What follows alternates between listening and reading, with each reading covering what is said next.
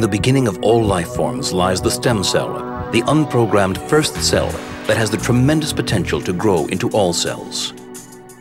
The stem cells we study here at the Technion are called pluripotent. That means they can differentiate into virtually every single specialized cell type of the body.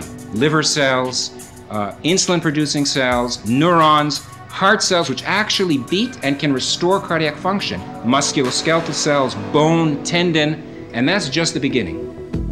In 1998, world science and medicine exploded with new promise when Technion scientist Professor Joseph Itzkovich Eldor and his colleagues announced the isolation and cultivation of the first human embryonic stem cells.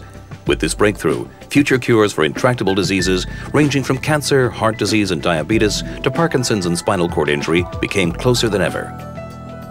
Today, Technion is recognized as a unique global center for stem cell research, teaching scientists across the globe to cultivate stem cell lines for the benefit of all mankind. Professor Lior Gepstein of the Rappaport Faculty of Medicine and his team made international headlines when their stem cell research created dramatic new promise for sufferers of heart disease. The problem is that adult heart tissue cannot regenerate, and therefore any significant heart cell loss, such as the cures, for example, during a heart attack, is irreversible and may lead to development of progressive heart failure, which is a huge clinical problem.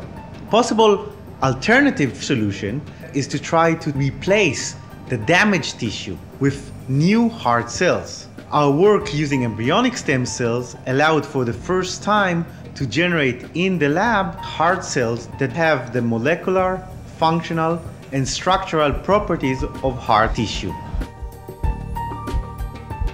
Dr. Shulamit Levenberg was listed by Scientific American as one of the world's top 50 technology leaders for 2006. She extends the revolutionary heart research to human blood vessels. We took embryonic stem cells and we mixed these cells with endothelial cells that know how to form blood vessels. And what we got is really a piece of cardiac tissue. Under the microscope, after 1 day or 2 days, already you can see the beating. So we get a tiny piece of a tissue that is really a beating tissue and having vessels inside. We hope that transplantation of this tissue will improve the blood supplies of this area and therefore result in superior engraftment and survival of the engineered muscle. Stem cell research also promises to find new methods to cure cancer. Professor Karl Skoretsky, a world expert on molecular genetics and biology. We take human stem cells and then grow them into human tissues and then inject or instill cancer cells into these embryonic stem cell-derived human tissues. That way we can study the interaction between the cancer cells and the human microenvironment. And we can test anti-cancer drugs in a way which we think is more predictive than currently available experimental models.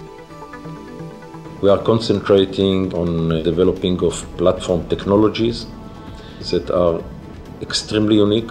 In this framework of research, what we are doing is making new cell lines, learn how to culture them in completely defined conditions that will allow the use of the cells in the clinic in the near future. Even if it's 10 years from now, before we'll have cardiac cells or beta cells to treat patients, it's going to be a major achievement in the history of medicine.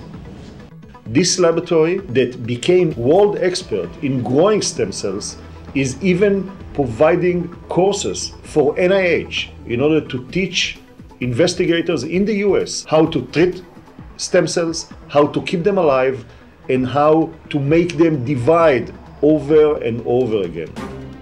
If one looks at the world's scientific literature in stem cell research, we can see that the Technion scientists have among the most publications in the highest standard journals, Science, Stem Cells, and many other journals.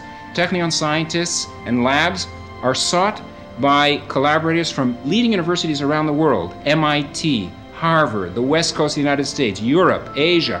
There are numerous grants from leading granting agencies such as the National Institute of Health, the European Commission. So the Technion really is at the epicenter globally in this area of research. The Technion also has been a pioneer in the societal and ethical aspects of stem cell research. The Technion and its scientists, in conjunction with leading ethicists, religious leaders, have convened a number of forums and international meetings which have really led the world in setting the standards for ethical consideration in stem cell research.